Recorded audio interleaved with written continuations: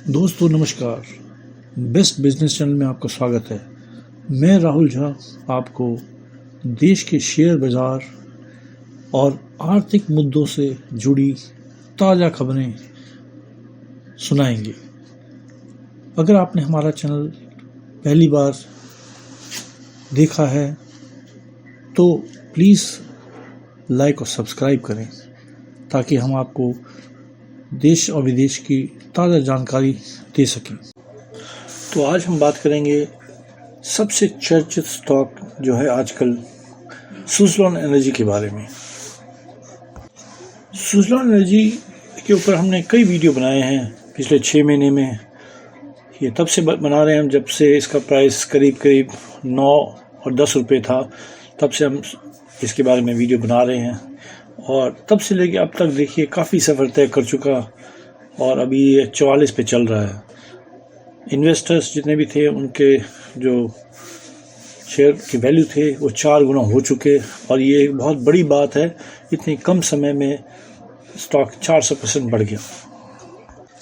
अभी जो पिछले 1 महीने से हम देख रहे हैं, करीब 1 महीने का समय कहिए कि ये एक जो जोन है 36 रुपीज़ से लेके 44 रुपीज़ इसके बीच में चल रहा है।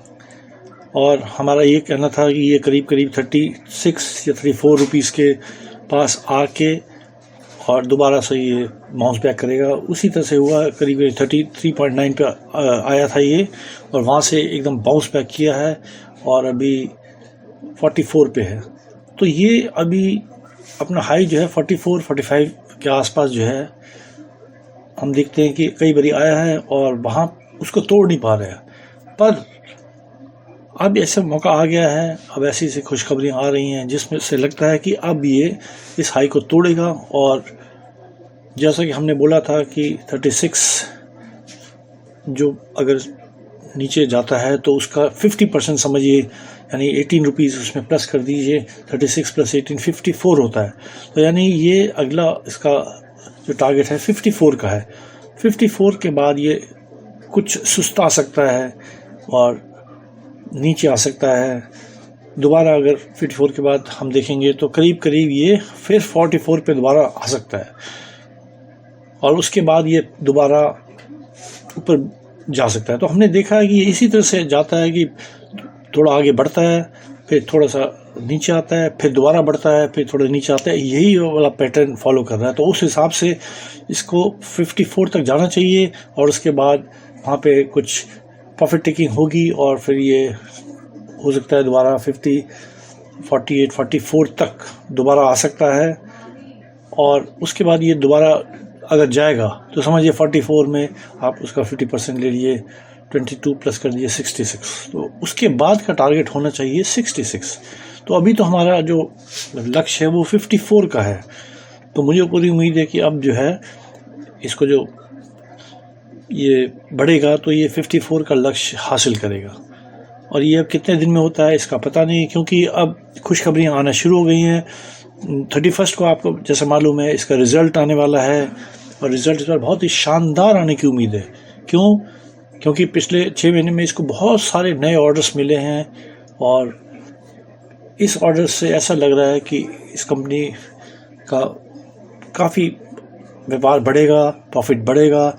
और ये कंपनी अभी डेब्ट फ्री भी होगी। पहले इसमें डेब्ट भी था, तो पहले डेब्ट चुकाने में जो इसके पैसे लगते थे अब वो नहीं लगेंगे, तो वो प्रॉफिट में ऐड होगा।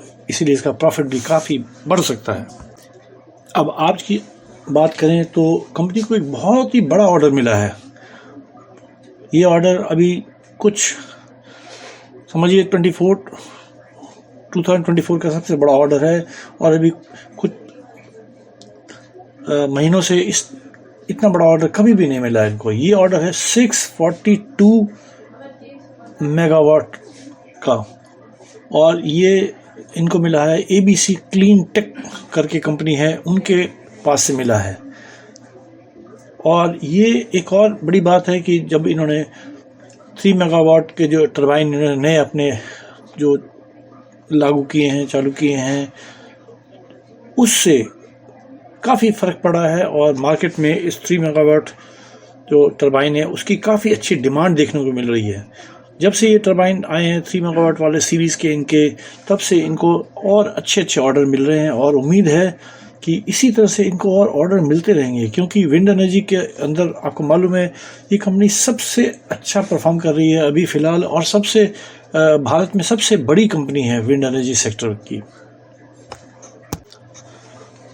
तो आप सोच सकते हैं कि इतना बड़ा ऑर्डर मिलने के बाद, इसके पहले भी इनको बहुत सारे ऑर्डर मिले हैं, ये ऑर्डर जो है जो इम्प्लीमेंट होगा तो उसका इफ़ेक्ट अगले कुछ क्वार्टर्स में दिखाई देगा, और हमें पूरी उम्मीद है कि अगले कुछ क्वार्टर में इसका जो है प्रॉफिट बहुत तेज़ी से बढ़ने की पूरी उम्मीद है।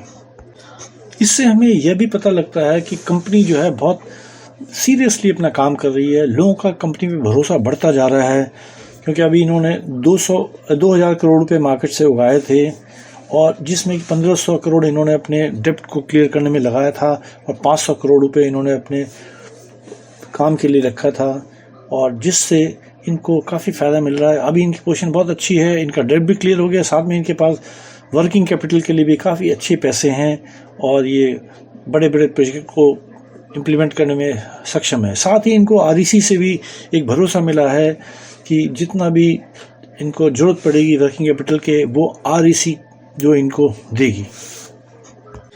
अब ये तो बात की हमने आज की, पर अब देखिए कल जो है इसका रिज़ल्ट आने वाला है। रिज़ल्ट जो है इसका मार्केट के बाद आएगा, यानी शाम को आएगा, तो इस कल के दिन बड़ा वोलेटाइल रहने का चांस है इस शेयर के अंदर। हालांकि लोगों को पूरा भरोसा है कि इसके रिज़ल्ट बहुत ही अच्छे आने वाले हैं, इसीलिए शेयर जो है ऊपर की तरफ ही बढ़ सकता है। पर ऐसा होता है कि जब रिज़ल्ट आते हैं तो उस समय शेयर काफ़ी वोलेटाइल रहता है, तो ये उम्मीद की जाएगी काफ़ी वोलेटाइल रहेगा, और रिज़ल्ट अगर शाम को आता है तो उसका इफ़ेक्ट हमें उसके अगले दिन सुबह दिखाई देगा। इफ़ेक्ट में हम देख सकते हैं कि अगर इसके रिज़ल्ट अच्छे आएंगे, मार्केट के अनुसार आएंगे, जैसा मार्केट एक्सपेक्ट करेगी वैसा आएंगे, तो शेयर में काफ़ी अच्छा चढ़ाव हो सकता है। पर अगर रिज़ल्ट मार्केट के अनुसार नहीं आएंगे, मार्केट एक्सपेक्टेशन पर पूरा खरा नहीं उतरेंगे, तो इसमें फिर डाउन साइड भी आ सकता है। तो ऐसे में डाउन साइड जा गया, पर डाउन साइड बहुत ज़्यादा नहीं होने की उम्मीद है मुझे। ज़्यादा से ज़्यादा वही है जो लेवल था पहले 36 का, वहाँ तक ज़्यादा से ज़्यादा आ सकता है, उससे नीचे जाने की उम्मीद बिल्कुल भी नहीं है, क्योंकि इनके पास काम बहुत है, प्रॉफिट आ गया आना ही है। लॉन्ग टर्म में जो निवेशक हैं वो उसको होल्ड करके रख सकते हैं, आगे का फ्यूचर अच्छा दिखाई देता है। पर अभी देखें तो सब कुछ पॉजिटिव ही इसमें दिखाई दे रहा है। तो लॉन्ग टर्म जो होल्ड करके रखना चाहते हैं उनके लिए बिल्कुल ठीक है, पर जो शॉर्ट टर्म के लिए शेयर को होल्ड करके रखे हुए हैं उनके लिए ये राय दी जाती है कि वो स्टॉप लॉस के साथ काम करें। कल जो है वोलेटाइल रहेगा मार्केट, तो उसी हिसाब से देखें, स्टॉप लॉस का इस्तेमाल ज़रूर करें, और ये दुआ करें कि ये इसका रिज़ल्ट अच्छा ही आना चाहिए। अब एक और महत्वपूर्ण बात इसमें यह है कि अभी सभी ने इसे ASM की लिस्ट में रखा हुआ है, और ASM लेवल 2 में है अभी ये, और उम्मीद है कि 5 फरवरी तक ये लेवल 1 तक आने की उम्मीद है इसकी। और अगर ये लेवल 1 तक आता है, यानी स्टेज 1 में आता है, तो हो सकता है इसका जो लिमिट है वो भी 5% से बढ़ के 10% हो जाए।